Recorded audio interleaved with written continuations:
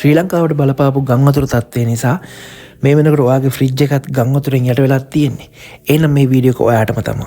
මේ වීඩියෝ එකෙන් මම අරන් ආවේ කොහොමද ගං වතුරට අහුවෙච්ච ෆ්‍රිජ් එක ආයේ යථා තත්ත්වයට පත් කරගන්න කියලා. කිසිම ෂොප් එකකට අරගෙන යන්නේ නැතුව ඔයාට පුංචි ටූල් ටිකක් පාවිච්චි කරලා ගෙදරදීම පුළුවන් චෙක් කරගන්න ඔයාගේ ෆ්‍රිජ් එක වැඩ කරනවද නැත්නම් හදන්න පුළුවන් තත්ත්වෙද තියෙන්නේ බැරි තත්ත්වෙද තියෙන්නේ කියලා. එහෙනම් අපි යම් වීඩියෝ එකට.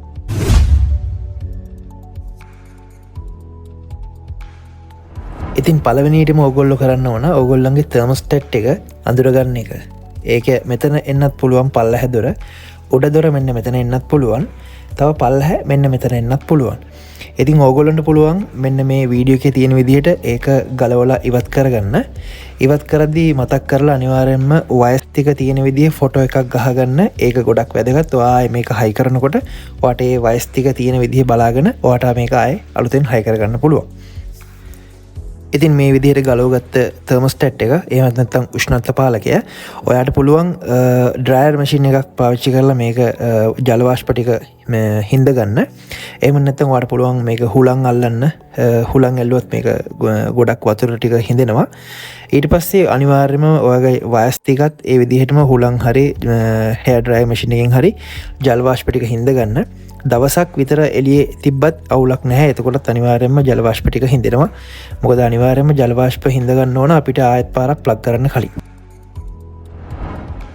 ඉතින් මේ විදිහට වේලගත්ත තර්මෝස්ටැට් එක එහෙමත් නැත්නම් උෂ්ණත්ව පාලකය ඔයාලට පුළුවන් ආයෙත් පාරක් තිබුණ විදිහටම වයස් ටික හරීම විදිහට කනෙක්ට් කරලා තිබුණ විදිහට මේ වීඩියෝ එකේ පේන විදිහට ආයෙත් පාරක් ෆ්‍රිජ් එකට හයි කරගන්න.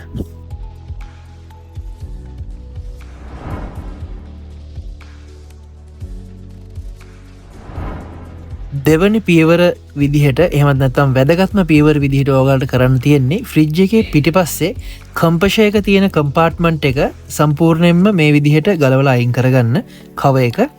ඉතින් මෙතන තමයි ෆ්‍රිජ් එකේ වැදගත්ම ඉලෙක්ට්‍රිකල් ඉක්විප්මන්ට්ස් ටික තියෙන්නේ.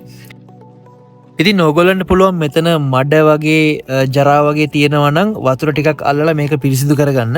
සම්පූර්ණයෙන්ම පිරිසිදු කරගන්න. හැබැයි මතක් කරලා ඕගොල්ලෝ මේක පිරිසිදු කරද්දී හයි ප්‍රෙෂර් අල්ලන්න එපා. හයි ප්‍රෙෂර් ඇල්ලුවොත් මේකට තියෙන දේවල් වල ඩැමේජ් වෙන්න පුළුවන්. ඊට පස්සේ ඕගොල්ලන්ට තියෙන වැදගත්ම දේ තමයි මුළු කම්ප්‍රෙෂර් එකේම තියෙන වැදගත්ම පාර්ට් එක තමයි මෙන්න මෙතන තියෙන්නේ.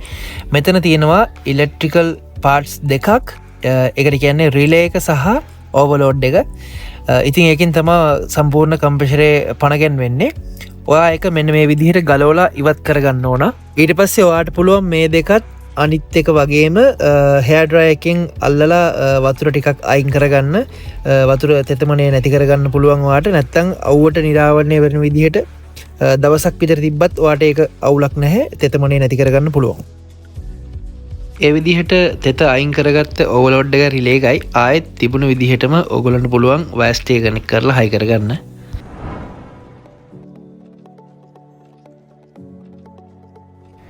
ඊට පස්සේ ඕගොල්ලන්ට ඔයාගේ ෆ්‍රිජ් එක අයිස් බැඳෙන්නේ නැති ෆ්‍රිජ් එකක් නම් ඒ ෆ්‍රිජ් එකේ අනිවාර්යයෙන්ම ටයිමර් එකක් තියෙනවා. කම්ප්‍රෙෂර් ළඟ මෙන්න මේ වගේ පොඩි බොක්ස් එකක් ඇතුලේ තියෙනවා ටයිමර් එක. අනිවාර්යයෙන්ම ඕගොල්ලෝ ඒ ටයිම් එකත් ගලවලා එළියට අරගෙන ඒක සුද්ධ කරගන්න ඕන. වතුර ටික ඉවත් කරගන්න ඕන. ඒකත් අනිවාර්යෙන් මේ වීඩියෝ එකේ තියෙන විදිහට ඔයාලට කරගන්න පුළුවන්.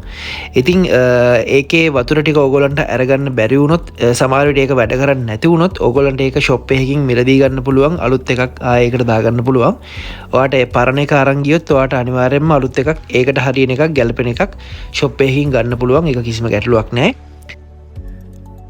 මේකෙත් ඔගොල්ලෝ අර ඉස්සලා කරුවා වගේම කනෙක්ටර් ටික මතක් කරලා ෆොටෝ එකක් ගහගන්න. ඒක ලොකු උදව්වක් වෙනවා ඔයගොල්ලන්ට ආයෙ පාරක් මේක ඔයා ෆ්‍රිජ් එකට හයි කරගන්නකොට. ඉතින් විශේෂයෙන්ම කියන්න ඕන මේක මේ ටයිමරේ තියෙන්නේ අනිවාර්යෙන්ම අයිස් බැඳෙන්නේ නැති ශීතකරණ වල විතරයි. අයිස් බැඳෙන ශීතකරණයක මේ ටයිමර් එක බලා ගන්න පුළුවන් වෙන්නේ නැහැ අපිට. ඒ විදිහට ඔයාගේ ටයිමරේ ඔයාට පුළුවන් ආයෙත් පාරක් තෙත නැති වුණාට පස්සේ මේ විදිහට කනෙක්ටර් ටික කනෙක්ට් කරලා ආයෙත් පාරක් ෆ්‍රිජ් එකට හයි කරගන්න. මතක් කරලා වයර් ටික තිබ්බ විදිහටම එකක්වත් වෙනස් කර නැතුව ආයෙ හයි කරගන්න. එහෙම නැති වුණොත් ඔයාගේ ඩීෆ්‍රොස්ට් සර්කල් එක හරියට වැඩ කරන්නේ නැතු වෙනවා. එහෙම වුණොත් ඔයාගේ ෆ්‍රිජ් එකේ අයිස් බැඳෙන්න ආයෙ පටන් ගන්නවා. ඉතින් ඕගොල්ලන්ට තව වැදගත්ම දෙයක් කියන්න තියෙනවා. ඒක තමයි ෆ්‍රිජ් එකේ ගෑස් සර්කල් එක සම්බන්ධව. ඉතින් කෙනෙක්ට හිතෙන්න පුළුවන් ගම් වතුරට වගේ අහුවෙච්ච ෆ්‍රිජ් එකක් අනිවාර්යෙන්ම ආයෙ හදනවා නම් ආයෙත් පාරක් ගෑස් ගහන්න ගෑස් টොප් අප් කරන්න ඕනි කියලා. ඉතින් එහෙම වෙන්නේ ඔයාගේ බාහිරින් ගෑස් ලයින් එකට තඹ බට තියෙනවා. ඕගොල්ලන්ට බලන්න පුළුවන් ෆ්‍රිජ් එකේ පිටිපස්සේ කම්ප්‍රෙෂර් එක ගාව තියෙනවා තඹ බට. ඒ තඹ බට වලට කිසිම හානියක් වෙලා නැත්නම් ඒ තඹ බට වලින් ගෑස් ලීක් වෙලා නැත්නම් ඔයාට කිසිම විදිහකට ගෑස් කරන්න අවශ්‍යතාවයක් නැහැ ෆ්‍රිජ් එක වතුරට අහු වුණා කියලා. ෆ්‍රිජ් එක ගම් වතුරට අහු වුණාම වෙන්නේ පළවෙනිම දේ ඔයාගේ ෆ්‍රිජ් එකේ තියෙන ඉලෙක්ට්‍රික් පාර්ට්ස් ටික තමයි අපි බලන්න ඕන ප්‍රධාන වශයෙන්ම. ගෑස් ලයින් එකට හානියක් වෙලා නැත්නම් ඒ කියන්නේ බට කිසිම දෙයක් කැඩලා බිඳලා නැත්නම් ඔයාට කිසි ප්‍රශ්නයක් නැහැ. ඔයාගේ ෆ්‍රිජ් එකේ දැනටමත් ගෑස් තියෙනවා. ඒ හින්දා ඔයාට ඒක කිසි ප්‍රශ්නයක් නැතුව පාවිච්චි කරන්න පුළුවන්.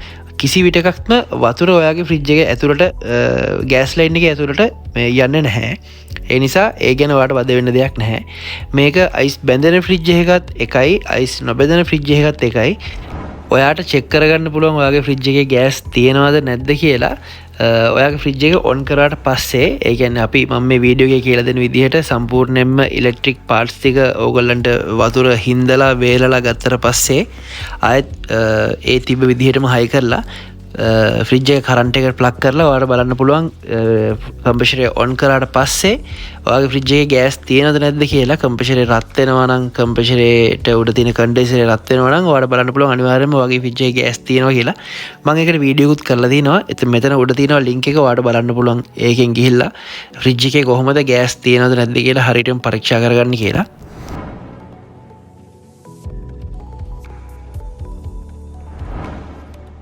හතරවෙනි පියවර විදිහට එහෙම නැත්නම් අවසාන පියවර විදිහට ඕගොල්ලන්ට කියන්න තියෙන්නේ ඕගොල්ලෝ ෆ්‍රිජ් එක ප්ලග් කරගන්න කලින් මෙන්න මේ විදිහේ ප්ලග් ටොප් එකක් නම් ඔයාගේ ෆ්‍රිජ් එකේ තියෙන්නේ. ඔයාට පුළුවන් මේක ගලවලා සුද්ධ කරගන්න. මේකේ තියෙනවා ෆියුස් එකක්. ඔයාට පුළුවන් ඒ ෆියුස් එක ආයෙත් අලුතෙන් දාගන්න පාවිච්චි කරන්න කලින්. ඒ වගේම ඔයාගේ ෆ්‍රිජ් එකේ සමහරක් වෙලාවට මේ වගේ ගලවන්න බැරි ප්ලග් ටොප් එකක් නම් තියෙන්නේ. ඒක කිසිම ප්‍රශ්නයක් නැහැ. ඔයාට පුළුවන් ඒකත් අර මං කලින් ඒ දේවල් වලට කිව්වා වගේම ඩ්‍රයිල් මැෂින් එකක් පාවිච්චි කරලා පුළුවන් තරමක් වියලි කරගන්න. ඒ කියන්නේ තෙත නැති කරගන්න. ඊට පස්සේ ඔයාට පුළුවන් කිසිම ප්‍රශ්නයක් නැතුව කරන්ට් එකට ප්ලග් කරගන්න. ඉතින් මම හිතනවා මේ වීඩියෝ එක ඕගොල්ලන්ට ගොඩක් ප්‍රයෝජනවත් වෙන්න ඇති කියලා. ඉතින් මේ වීඩියෝ එක හොඳයි නම් අනිවාර්යයෙන්ම ලයික් කරන්න, subscribe button එක ඔබලා අපිට support එකක් දෙන්න. ඔයාගේ අදහස ඒ වගේම වගේ ප්‍රශ්න තියෙනවා නම් comment section එකේ comment කරන්න. අනිවාර්යයෙන්ම මම ඒවලට උත්තර දෙන්න බලාපොරොත්තු වෙනවා. මේ වගේම තව ප්‍රයෝජනවත් සුපිරි වීඩියෝ එකක් කරන් ඉක්මනට එන්න බලාපොරොත්තු වෙන. අද අපි ඕගොල්ලන් සමු ගන්නවා. එහෙනම් ගිහලා එන්න.